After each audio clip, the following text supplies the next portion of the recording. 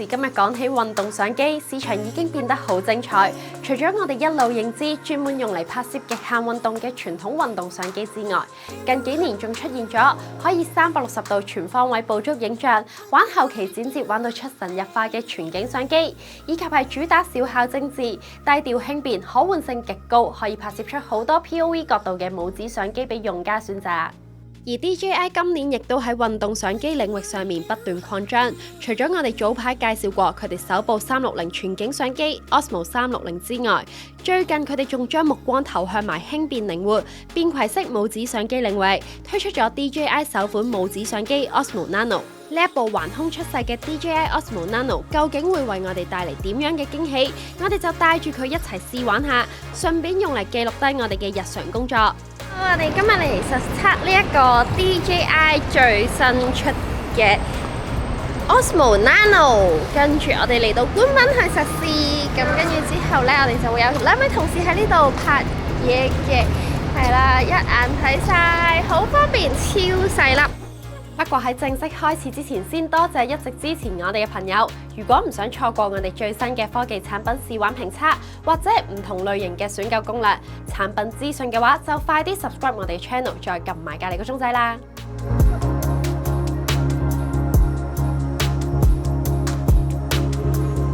講起母子相機，大家個腦第一時間彈出嚟嘅，肯定就係 Insta360啦。冇錯，由2019年佢哋推出第一代 Insta360 Go 開始，就一手一腳開創咗呢一個細到可以隨處擺嘅相機市場。之後幾年，由 Go 2、Go 3、Go 3S 去到新鮮滾熱辣嘅 Go Ultra，Insta360 一直都係呢一個領域嘅佼佼者，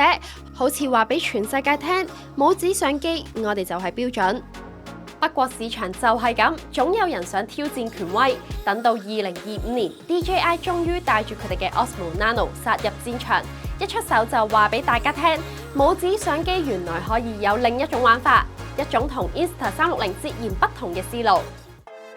一拎上手 Osmo Nano 俾你嘅第一印象已經好唔同，佢唔係行 Insta360 Go 系列嗰種簡約風，而係用咗一種好有未來感嘅磨砂半透明灰色外殼，你可以隱約見到入面嘅零件，成件事即刻 touchy 好多。成部主相機係一個四四方方嘅長方體，機身上面乾乾淨淨，除咗 DJI 個 logo 同埋一個錄影掣之外，就冇多餘嘅嘢，設計感十足。雖然佢57.3乘29.5乘28mm 嘅尺寸，比起對手 Go 3S 大咗少少，但係52g 嘅重量揸上手反而有種實在感，唔會輕飄飄。有趣嘅係呢一個重量竟然同 Insta360 嘅旗艦 Go Ultra 一樣，睇嚟 DJI 就係想話你知，佢細得嚟一樣咁有料。而佢最屈機、最殺食嘅地方，肯定就係呢一個雙面磁吸嘅分體式設計。成部機分開主相機同一個叫做多功能圖傳模塊嘅 mon 兩嚿嘢，咁 Insta360 將部相機塞入去個 Action Pod 模組度，但係 Osmo Nano 咧就好似玩積木咁，用磁力將相機騎上。最正嘅係主相機唔單止機背有磁力，連機側都有，仲可以正反兩面吸。呢一個玩法，無論你想自拍定係拍前面，只要將部相機擰一擰，拍翻落去就搞掂，1秒就可以自由切換。比起 Insta360 Go 系列採用反芒嘅設計，我個人就覺得比較靈活，減少咗反芒嗰下會出現上下調轉，要等屏幕轉換嘅情況。而 Osmo Nano 主相機亦都具備裸機最高10米防水，即使喺落雨或者係沙灘嘅環境都可以安心使用。不過如果你想用嚟潛水，喺水入面長時間拍攝，建議都係加翻個潛水殼會好啲啦。不過要注意嘅係，多功能圖傳模塊只有 IPX4 防潑濺嘅等級，所以記住唔好將佢浸喺水度使用啦。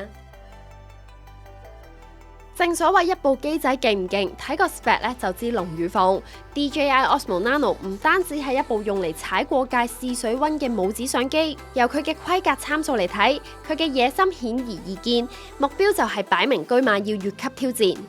首先，一部相機嘅畫質好唔好，粒感光元件嘅大細基本上就決定咗佢嘅先天優勢。而喺呢一個最關鍵嘅核心硬件上面 ，DJI Osmo Nano 一出手就用咗同品牌旗艦級運動相機 Osmo Action 5 Pro 一樣嘅1.1/3英寸感光元件，比起 Insta360 Go 3S 用嘅2.1/3英寸，呢一個尺寸喺母子相機入面可以話係一個巨無霸級數嘅存在。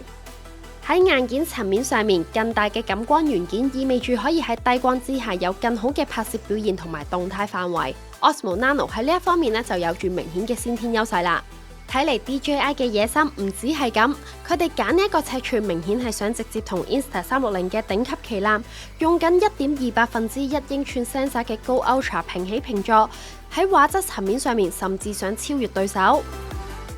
喺影片規格上面，當 Insta360 Go 3S 作為首部母子相機升級到最高可以 4K 30格嘅時候， Osmo Nano 喺拍攝格式上面最高就已經可以影到 4K 60格啦。兩部機喺拍攝出嚟嘅畫面上面可以見到 Osmo Nano 出嚟嘅畫面表現比較順滑。另外 Osmo Nano 最高可以支援 4K 120格慢動作，可以影到超高清超順滑嘅慢鏡頭。呢一個規格比起 Go 3S 所提供嘅 2.7K 100格嚟講更加之強。對於想拍一啲有衝擊力慢動作畫面嘅用家嚟講， Osmo Nano 喺呢一方面就比較優勝啦。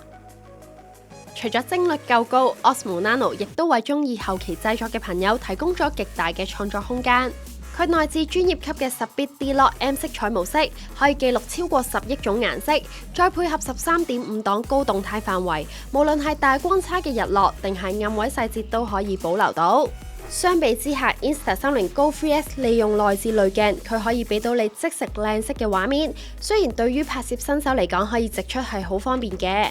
但對於有要求嘅用家嚟講 ，Osmo Nano 就俾到你一塊質素極高嘅原材料，俾你可以喺後期隨心所欲咁調校，製作出你所需要嘅色調畫面。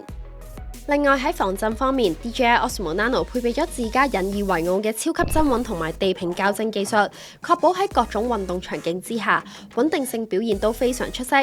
雖然 Insta360 Go 3S 嘅 Full Stay 防震同埋水平校正技術同樣都係非常出色，兩者可以話係不相上下，所以我覺得雙方喺防震之下嘅表現係打和。而喺儲存方面 ，DJI Osmo Nano 同 Insta360 Go 3S 同樣都分別有64GB 同埋128GB 兩個內置容量嘅版本可以選擇。縱然容量唔夠嘅話 ，Osmo Nano 嘅圖存模塊仲有個 Micro SD 卡插槽俾你插卡，直接將機入面嘅片導出去卡度。另外佢仲支援 USB 3.1。仲支援埋 WiFi 6.0，可以透過 DJI Mimo App 支援最高80Mbps 嘅速度，將拍攝嘅素材傳輸到去電話度。除咗睇相機本身嘅性能，配件夠唔夠玩、夠唔夠方便，都係重要嘅一環。配件生態往往係靈魂所在，而 Osmo Nano 喺呢一點就做得相當聰明啦。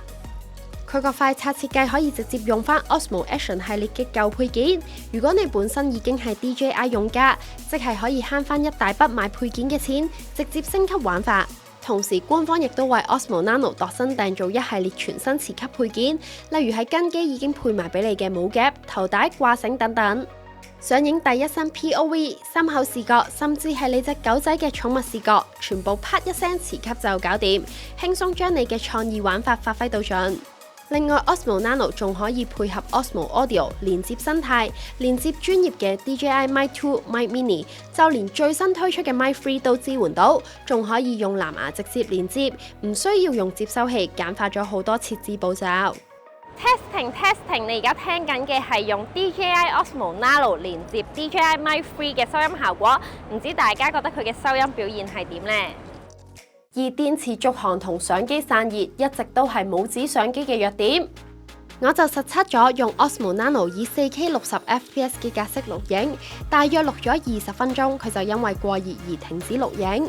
不過用 4K 30fps 嘅格式，佢就冇出現過熱嘅問題，仲可以錄到差唔多成個鐘佢先冇電。對比 Go 3S 一次最多只有30分鐘嘅 4K 30fps 嘅錄影時間 ，Osmo Nano 喺數字上面嘅續航力多出成倍。另外要留意嘅係，雖然兩部機喺 4K 30格嘅情況之下都冇出現過過熱而停機嘅情況，但係長時間嘅錄影，機身都會出現發熱嘅情況。兩部機最高仲可以去到成50度，而 Go 3S 咧最高仲去到58度添。咁如果大家戴喺身上面使用嘅時候，就記得留意啦，以免燙傷。最後就梗係要睇埋佢嘅詳細規格啦。試玩咗呢一部 DJI Osmo Nano 幾日，我個人就覺得佢係一部有住頂級拍攝規格嘅母子相機。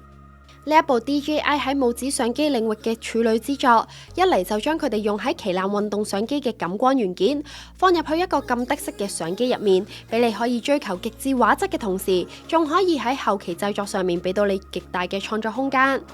加上 DJI 依部母子相機處女作，標準套裝64GB嘅版本價錢都只係2219蚊，俾多300零蚊仲可以升級到128GB。DJI Osmo Nano 依個定價，比對手 Insta360上年推出嘅 Go 3S 價錢仲要平成300蚊，更加比啱啱推出有少少相近規格配置嘅新作 Go Ultra 平差唔多700蚊。單純價錢嚟講 ，Osmo Nano 可以講係高性價比之選。